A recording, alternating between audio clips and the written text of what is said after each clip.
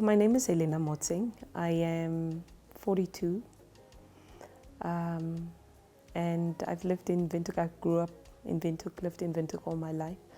I come from a very small family, but something that is very significant about that family in relation to what we're recording today is the issue of infertility. It's not a strange phenomena in our family, even though we don't necessarily want to name it what it is. So by the time I was 26, I got married. And I think this is really where it underscores the challenges that you can get when you want to conceive and conception is just not possible.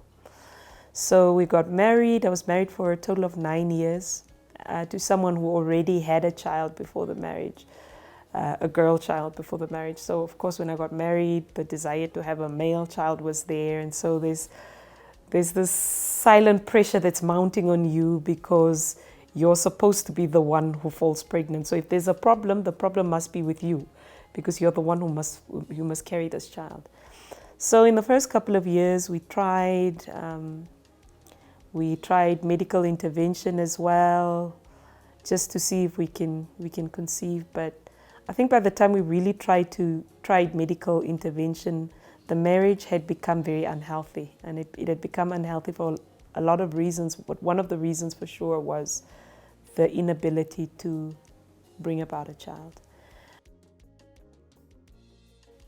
I met a guy from my village in 2016. Then we got married. Up to now, there's no fruit of the womb. My husband is having kids in his first marriage, which end up, and we are getting worried.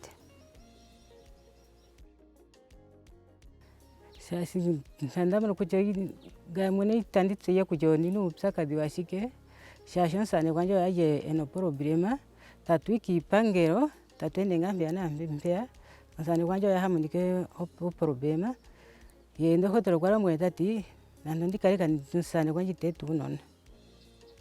You know, as a woman, it's my wish to experience the pregnancy level. How does it feel?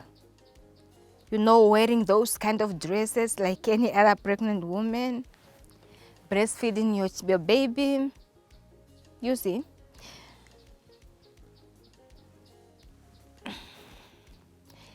When my marriage was falling apart, at that time I was in the police. At that time, I was going around picking up dumped babies. And I remember there was one specific incident where we picked up a baby that was dumped in the academia area. And the baby was, presumably the mother gave birth, not sure whether the baby was alive or dead at birth, but the baby was put in a plastic bag, and the plastic bag was put in a handbag, and the handbag was thrown in a river. There was no water in the river, but the street kids that were roaming in the area found the handbag, and they thought there was food in the handbag. And when they opened the handbag, it was the fetus, the body of a fetus that died, actually. And I remember I was speaking to the media on that particular day. I was speaking, and there was an interview that was recorded for news.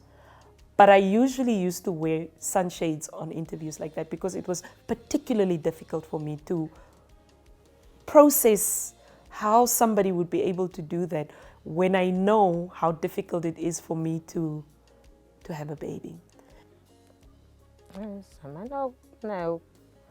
Tatingo kalunga fimbola kalunga fimbola apala ma ko kuchane fimboli moshi ke shi apena ngo poika shi kalango shini omonongo shitakapiti kama kucha mumba to katona makana ilo tochik mi makana ndi kulya mwezi wa sango shasha to sha tunyanga dalango ito jinkweto uneta moja no mwe meja jedire natu tacha hande tamashika mamwe no kana ka kweno njala mukucha pamwanzi ka ande tikulya kucha uyiriwe kucha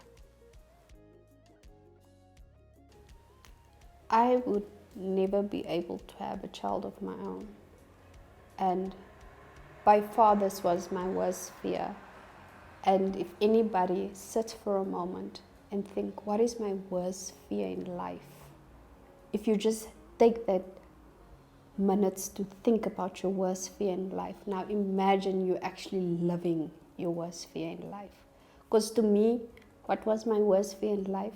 Not being able to have a child. And now I'm actually living it. So how do I get past this? How do I think about if I'm going to be 88, who's going to look after me? Because I wouldn't even have grandchildren. Who's going to be the person that's going to carry me to walk or make sure that I had something to eat when I'm at that age? I don't think anybody understands how much it takes of you every day. Do you realize that you're getting older and older and you've got nobody that's going to walk this walk with you? For people who throw around the insensitivity intentionally, shame on you. The same way that you're not going to make fun of somebody who sits in a wheelchair or is blind, or the same way that you do not want somebody to make fun of you because you're not heterosexual, or the same way that you don't want somebody to make fun of you because you're black or you're white or you're Chinese or you're whatever, is the very same way that people that struggle with fertility don't want to be made fun of. To the men out there, please, I urge them to be supportive to their wife. Even to their kids. At times, they can get kids who will be childless also. They must start to support the childless women. Women should also learn to support the childless men. It's a 50-50 thing.